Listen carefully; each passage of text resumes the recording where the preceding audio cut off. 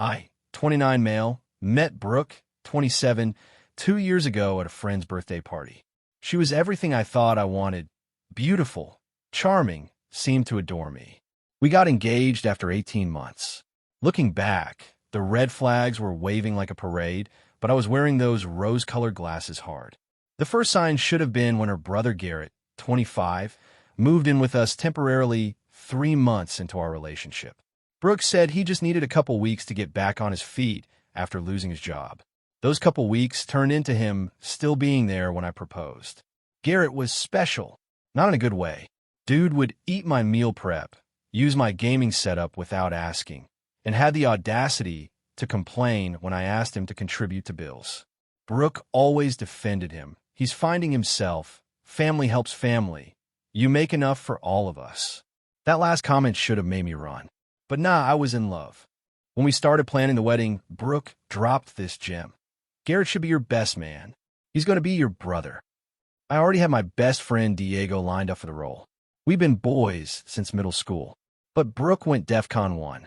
Tears, accusations that I didn't accept her family, the whole production. She even got her mom Darlene involved, who called me crying about how I was rejecting their family values. After 2 weeks of this drama, I caved. Told Diego the situation, and he was cool about it. Too cool, actually. Bro, that's weird as hell, but it's your funeral, he said. The bachelor party was last weekend. Brooke insisted on planning it because Garrett doesn't know your friends. She booked us a party bus and club package. Garrett invited 3 of his deadbeat friends who I'd never met. My actual friends were clearly uncomfortable, but trying to make it work for me. Here's where it gets interesting. Diego pulled me aside early in the night. Something's off, man. Garrett keeps talking about after you're locked in and laughing with his boys. Watch yourself. I started paying attention. Garrett was hammered by 10 p.m., buying rounds with my credit card. Brooke had given him one for the party. His friends were hyping him up, talking about how he played it perfect. So I did something kind of shady. I started recording on my phone and slipped it behind bottles at our VIP table, camera facing out. Then I grabbed a bottle of top-shelf whiskey and started being very generous with Garrett's pours. Bro, you're the best brother-in-law ever. I kept saying, we're going to be family. By midnight, Garrett was gone. Full white girl wasted. That's one of his friends, this dude Blaze. Yeah, that's really what he goes by. Asked the $1,000,000 question. Yo, G, so what's the deal after the wedding? You really moving into their new place? Garrett started cackling. Brooke's got this fool wrapped. We already picked out my room in the house he's buying. Master bedroom's nice, but the second biggest room? That's mine. Dude doesn't even know we're putting mom on the deed too. My blood went cold, but I kept playing along. Wait, what about Darlene? Brooky's got it all planned, Garrett slurred. Once you're married, it's family property, right? She's been moving money from his account for months. Small amounts. He never notices. Got like $8 grand saved already. After the wedding, she's going to get pregnant ASAP, quit her job, and we're set. Mom moves in to help with the baby. 3-year plan. Then she divorces your ass and keeps the house. Community property state, baby. His friend asked, what if he fights it? With what proof? Everything's going to be in both their names by then. Brooke's been documenting every time he raises his voice, every argument. Building a case. Emotional abuse or whatever. Plus, she's got that video of him drunk at New Year's. By the way, that video was me doing karaoke. Badly, but just karaoke. Garrett kept going. Dude's got that inheritance from his grandma, coming next year too. Like $200K. Brooke found the paperwork in his desk. We're going to be paid. I might even start that podcast finally. A podcast. This leech was planning to start a podcast with my inheritance money. I had to walk away before I did something stupid. Diego found me outside, and I told him everything. He looked at me for a long moment, then said, please tell me you recorded that. I had 2 hours of footage. The whole confession and then some. Update 1. The wedding was supposed to be yesterday. Keyword, supposed. After the bachelor party, I had 3 days to figure out my next move. I couldn't just confront Brooke. She'd deny everything and spin it. I needed to be strategic. First, I checked our accounts. Sure enough, there were dozens of small transfers over the last year. $50 here, $100 there, all to an account I didn't recognize. Never enough to trigger a notification, but it added up to about $7,800. I did some digging. Found out Brooke had added herself to my car insurance, my phone plan, even my Netflix without telling me. Girl was building a whole financial web. I also discovered something interesting. Garrett had been telling people he was starting a business venture with his investor brother-in-law. He'd already spent money he didn't have, promising people he'd pay them back after the wedding.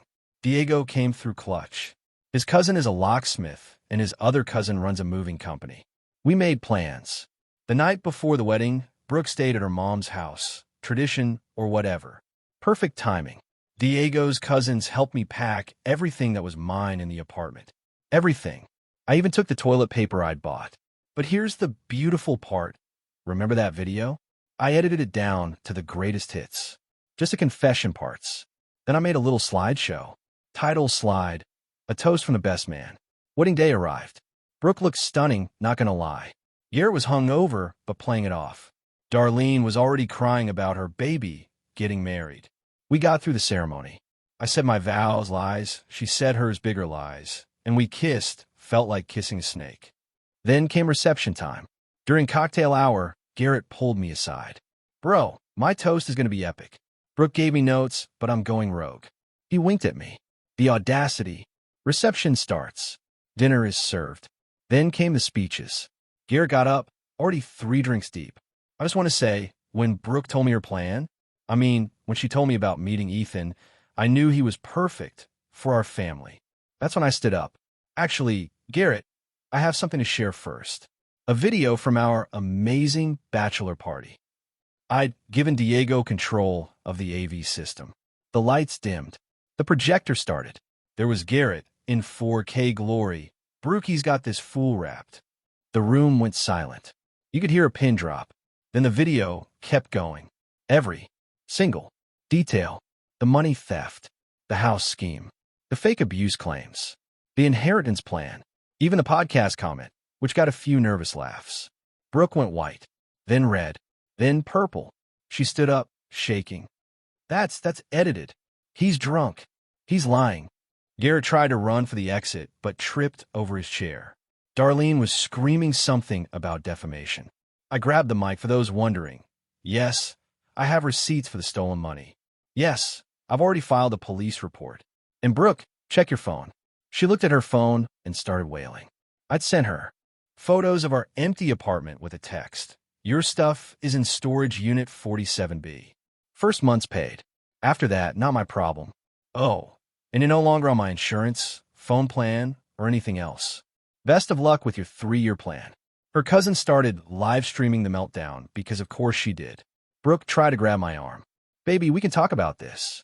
It's not what it seems. It seems like fraud and theft, actually. My lawyer will be in touch. Then the most satisfying part, Garrett's investors were at the wedding. They surrounded him, demanding their money. He kept screaming, I'm good for it, while Blaze, his own friend, was recording and laughing. Brooke's Aunt Helen stood up and announced, well, I want my wedding gift back. She walked up to the gift table, grabbed her envelope, and left. Started a whole chain reaction. Half the guests started taking their gifts back. I walked out to my car, which I'd moved Diego's cousin to drive me in since Brooke had hidden my keys. As I was leaving, I heard Darlene shriek, who's paying for all this? Not me. I'd specifically made sure only Brooke's name was on a venue contract. See, I was in a pay cash day of as a surprise. Guess that surprise got canceled. Update 2. The fallout has been spectacular. First, Brooke tried the love bombing route. Showed up at my job with flowers and tears. Security escorted her out. She left the flowers, though. They were nice, so I gave them to our receptionist, Martha, who just had surgery. Then came the anger. 147 texts in one day. Everything from I'll ruin you to you destroyed my life to Garrett made it all up. Girl, there's a video. What's not clicking? But the entitlement really jumped out when Darlene called my mom. My MOM. This woman had the balls to tell my mother that I owe them for emotional damages and should pay for the wedding like a real man would. My mom, bless her, said, your daughter stole from my son. The only thing he owes you is a restraining order. Then she hung up and called me laughing. Garrett, meanwhile, was having his own crisis.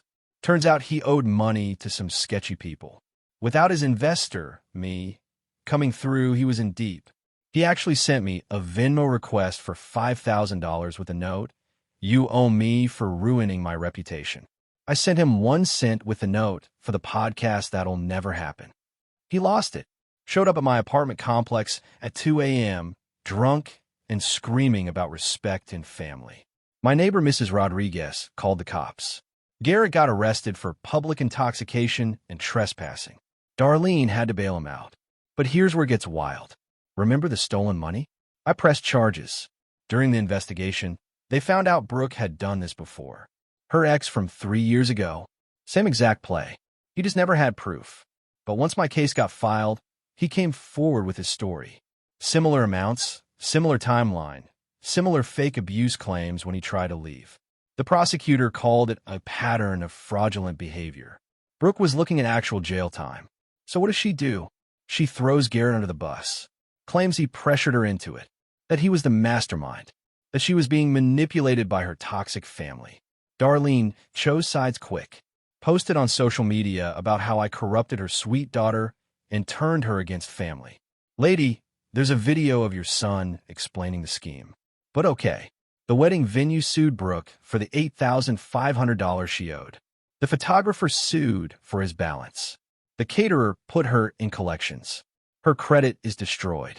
Oh, and remember those investors Garrett owed? One of them was his weed dealer, who was not happy. Garrett got jumped behind a Wendy's. Nothing too serious, but enough to make him move back in with Darlene, who is now blaming him for ruining Brooke's life. That family turned on each other quick. Hashtag update 3, posted 2 weeks later. Court happened yesterday.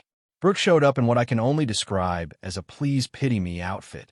Cardigan, no makeup, hair in a sad bun. Her lawyer argued for minimal charges because she was influenced by family pressure and genuinely loved me. The prosecutor played the bachelor party video. The judge's face was priceless. Just pure disgust. Brooke got 18 months probation, 200 hours of community service, and has to pay me back $7,800 plus interest. She also got a restraining order against contacting me for 3 years. Garrett got 6 months probation for his part conspiracy to commit fraud and has to pay back his investors or face jail time. After court, Darlene cornered me in the parking lot. This woman really said, "I hope you're happy. You destroyed a family. Your family destroyed itself. I just didn't let them destroy me too." She called me heartless. I laughed and walked away.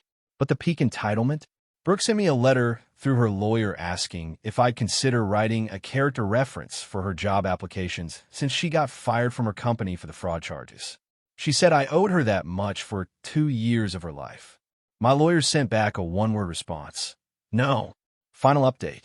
Last update because I'm closing this chapter. Brooke's ex reached out to thank me. Turns out, my case helped him get his money back through small claims court. We grabbed a beer. Cool dude. He's married now with twins. Show me texts from when Brooke tried to get back with him a year ago while we were together. The audacity never ends with this woman. Garrett's in deep trouble. He couldn't pay back his dealers, so he tried to rob a liquor store. With a butter knife. A butter knife. He's facing 3 to 5 years now. Darlene started a Facebook fundraiser for his legal fees. It raised $37. From her. Brooke violate the restraining order already. Send me an email from a fake account about how I ruined her chance at happiness, and she hopes I die alone. My lawyer forwarded it to the prosecutor. She's looking at possible jail time now for violation. The wedding venue thing got interesting. Turns out they had wedding insurance that Brooke forgot to cancel. The insurance company came after her for fraud because she knew the wedding wasn't happening but didn't inform them. Add another lawsuit to her pile.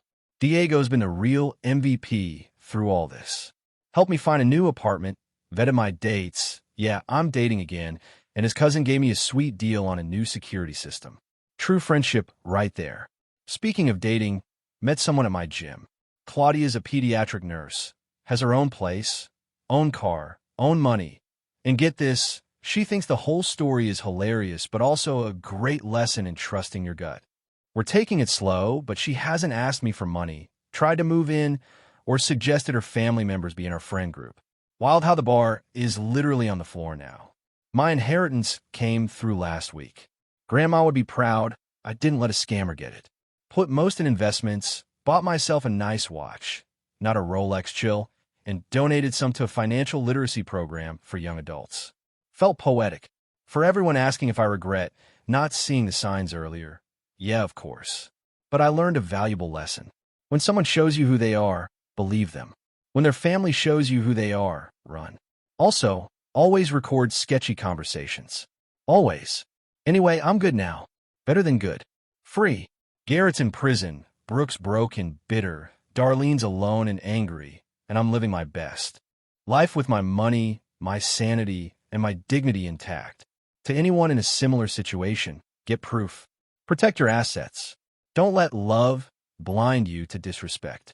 And for the love of all that is holy, never let your partner's deadbeat sibling be your best man. Peace out. Gonna go enjoy my theft-free life now. Victory hand. Edit. Since some of you asked, yes, the video went viral on TikTok. Someone at the wedding posted it. It has 2.3 million views. The comments are brutal, and I'm living for it. Edit 2. No, I won't share Brooke's social media. Let's not turn into bad guys here. Living well is the best revenge. Although seeing her post about being a survivor of narcissistic abuse, while literally being charged with fraud, is something. Edit 3. Garrett's podcast idea was apparently going to be called Alpha Mindset for Modern Kings. I cannot make this up. The universe really said, "Not today, Satan."